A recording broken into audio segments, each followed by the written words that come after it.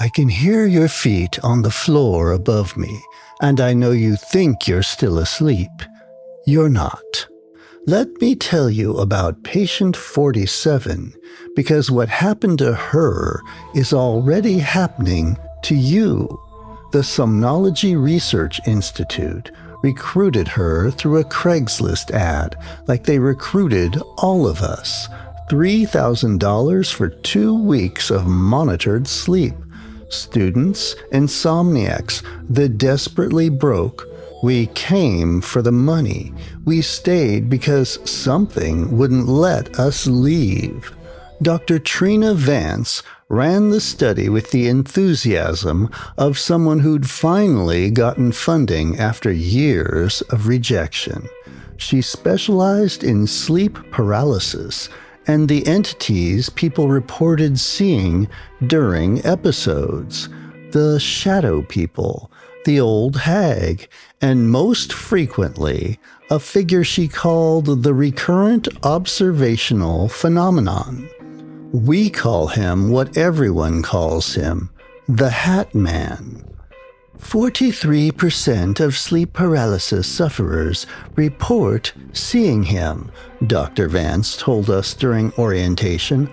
Her eyes gleamed behind wire-rimmed glasses.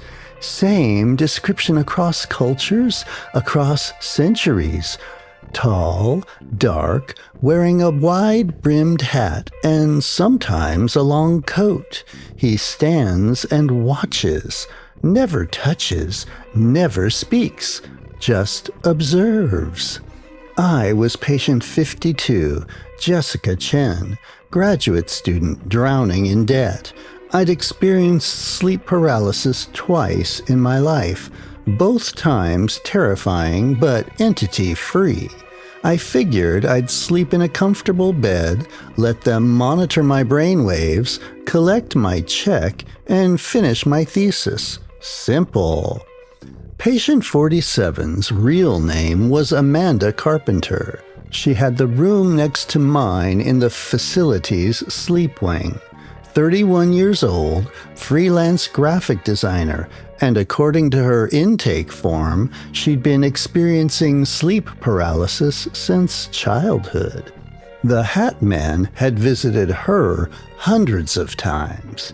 "He's getting closer," she told me on the third night. We'd met in the kitchenette at 2 a.m., both of us too wired to sleep, despite the medications Dr. Vance provided. Amanda's hands shook as she poured coffee. "Every time I see him, he's a little nearer to the bed. When I was 7, he stood in the doorway. Last month, he was at the foot of my bed.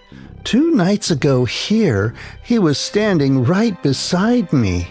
Her face looked hollowed out, like something was excavating her from the inside.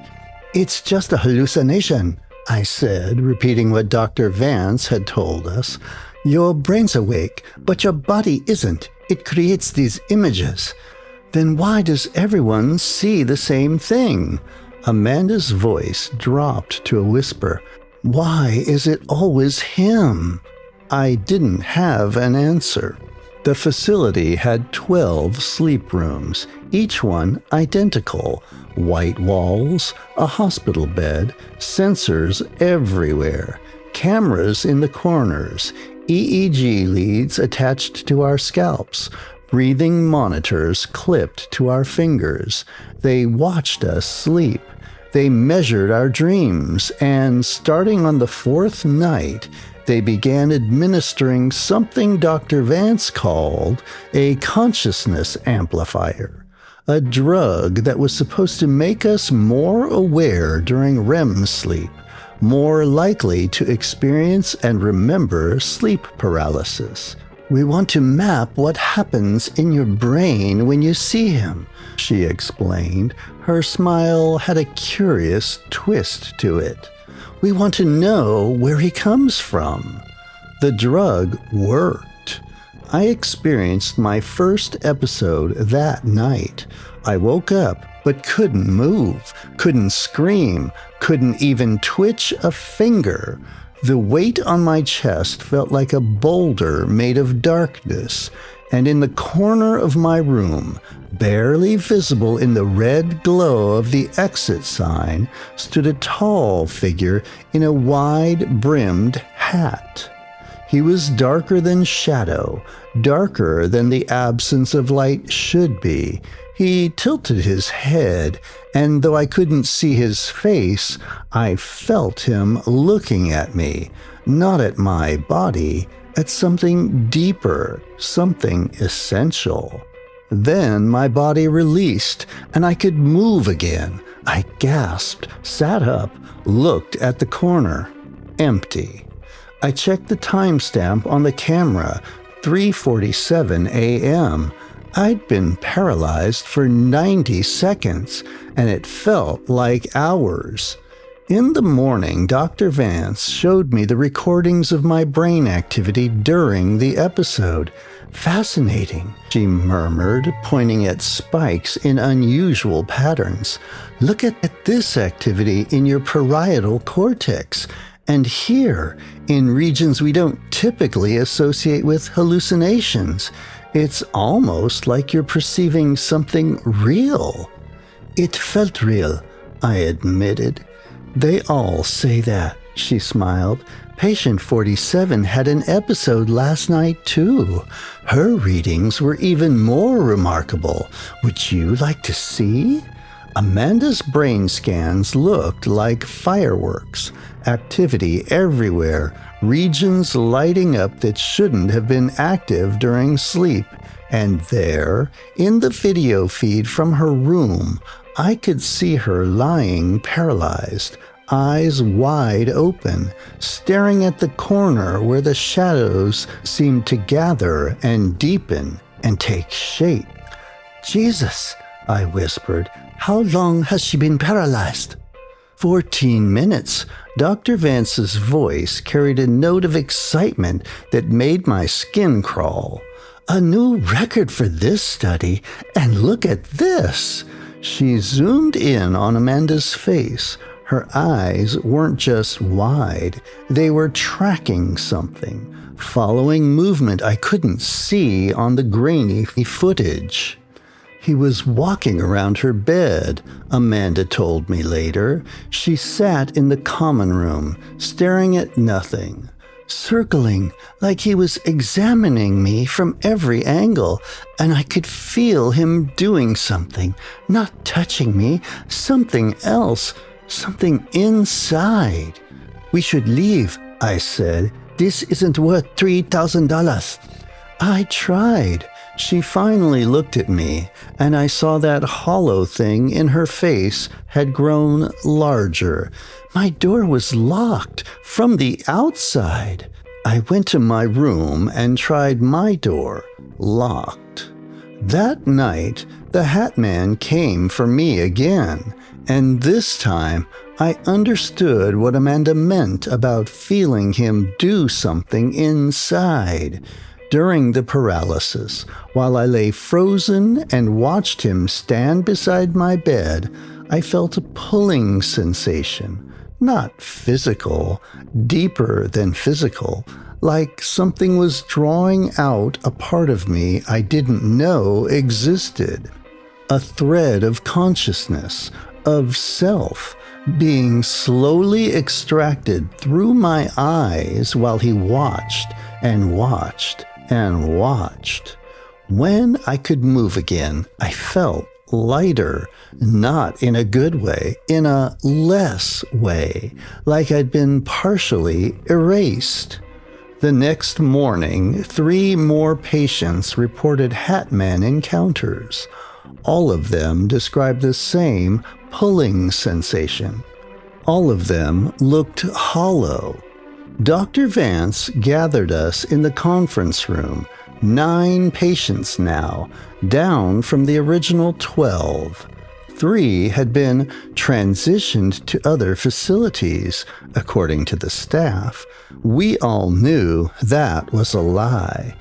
"You're experiencing a shared delusion," Dr. Vance said.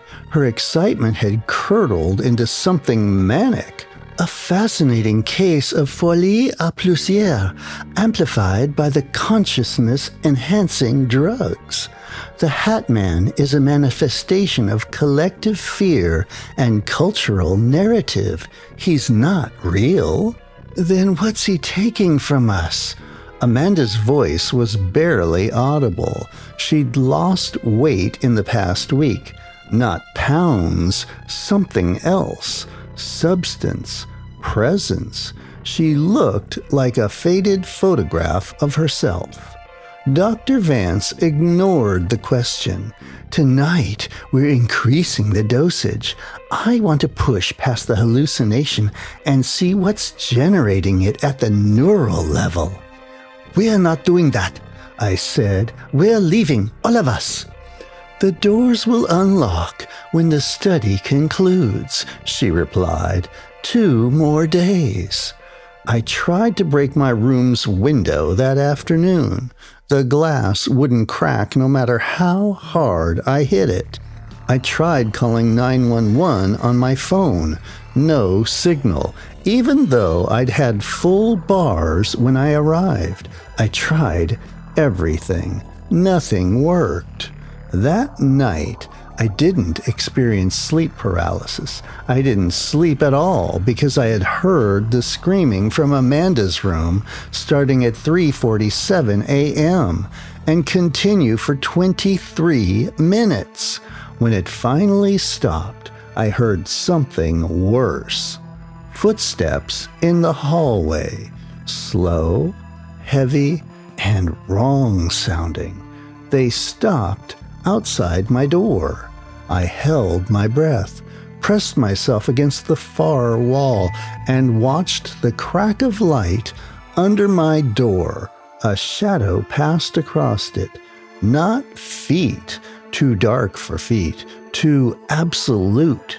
The shadow of something that shouldn't cast one. The door handle turned. I don't remember when I started screaming. When Dr. Vance found me the next morning, I was catatonic. I spent 3 days in the facility's medical wing, unable to speak, unable to do anything but stare at the corner where the shadows gathered. They thought I'd had a psychotic break. Maybe I had, but I could still feel that pulling sensation, constant now, draining me slowly. Amanda's room was empty. So were 5 others. Transferred, Dr. Vance said. Her smile was fraying at the edges. They needed specialized care. But I'd seen the brain scans before they deleted them. Flatlines, not dead, just empty. The consciousness that made them people had been scooped out like the meat from a shell. The Hat Man was collecting.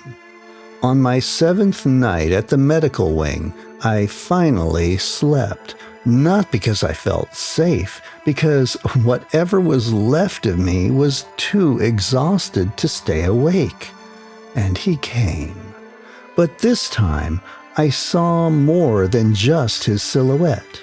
This time, as I lay paralyzed, as I felt that pulling sensation grow stronger, I saw what he really was. The hat wasn't a hat. The coat wasn't a coat. They were structures of collected consciousness, draped around something that couldn't exist in our reality without wearing us like camouflage. Every person who'd ever seen him, every episode of paralysis, every moment of terror he'd been feeding, growing, building himself from the pieces he'd stolen. And I saw where those pieces went. Behind him, in a space that shouldn't have existed in my room, I glimpsed them. The collected ones.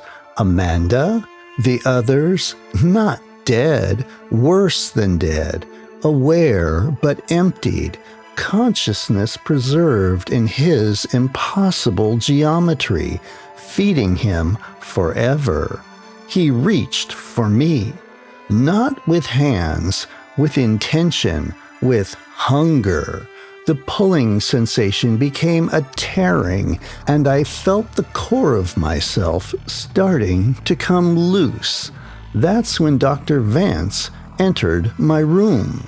I couldn't turn my head, but I heard the door open, heard her footsteps. She walked past my paralyzed body and stood in front of the Hat Man. And she smiled at him like greeting an old friend. "Not this one yet," she said, "still has more to give." The Hat Man tilted his head toward her, a gesture of acknowledgement, agreement, partnership. "Thank you for your patience," Dr. Vance continued. "These new drugs make the extraction so much more efficient. 3 more days and we'll have enough for the transformation." The Hat Man turned back to me, and even without seeing his face, I felt his satisfaction. Then he stepped backward into the shadows that shouldn't exist and was gone. Dr. Vance looked down at me, and her eyes were completely black, reflective, not human eyes, not anymore. "He chose me years ago," she whispered. "I've been preparing meals for him ever since. And when we have enough consciousness, enough collected slaves, he's going to make me like him. A collector. I'll never die. I'll never be alone. I'll exist forever, feeding on the fear of those caught between the waking and sleep." She left. The paralysis ended, and I understood. There was never going to be a study conclusion, never going to be an unlocked door or a released patient. We were the research, we were the crop, and Dr. Vance had been farming us for something that wore human fear like clothing. I'm writing this from my room. It's 3:30 a.m., 17 minutes until the Hat Man's preferred visiting hour. My door is still locked. My window still won't break, and I can feel myself getting lighter with each episode, each extraction, each night of feeding his endless hunger. But here's what you need to understand, what you need to know before you dismiss this as another creepypasta or cheap scare. I'm writing this because I've learned how to access the facility's systems during my paralysis. When your consciousness loosens, when it's partially pulled free, you can touch things you shouldn't be able to touch, reach places you shouldn't be able to reach, and I've seen the records. Dr. Vance has been running this study for 11 years, hundreds of patients, hundreds of collections. She's close to her goal now, so close to becoming something that can hunt beyond this facility, beyond sleep paralysis, beyond the paralyzed moments when we're most vulnerable. And I've seen her next recruitment list. That's why I'm telling you this. That's why I pushed this document out through the facility's network, why I sent it everywhere I could reach before my consciousness gets pulled too thin to manage even this small rebellion. Check your email. Check your spam folder.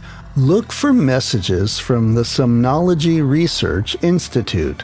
Look for ads on Craigslist offering money for sleep studies, $3,000 for 2 weeks of monitored rest. If you see them, don't respond. Don't go. Don't think the money is worth it, because you might already be patient 97 or patient 143 or patient 201, and you just don't know it yet. And tonight, when you lie in bed and feel sleep pulling you down into darkness, if you wake up unable to move, if you feel that terrible weight on your chest, if you see a tall figure in a wide-brimmed hat standing in the corner of your room, watching you with hunger that predates human fear, remember that he is real. Remember he's collecting. And remember that every time you see him, every time you experience that paralysis, he's taking something from you that you'll never get back. I can hear the footsteps in my hallway again. It's 3:47 a.m. And this time, I don't think Dr. Vance is going to stop him. Well now, that was disturbing. We've all had sleep problems at some point. I hope mine aren't leading to that end. How about you? Had any unusual sleep problems you want to share? Leave a comment so I can hear from you. And until the next Dark Veil tale, have a frightfully fun day.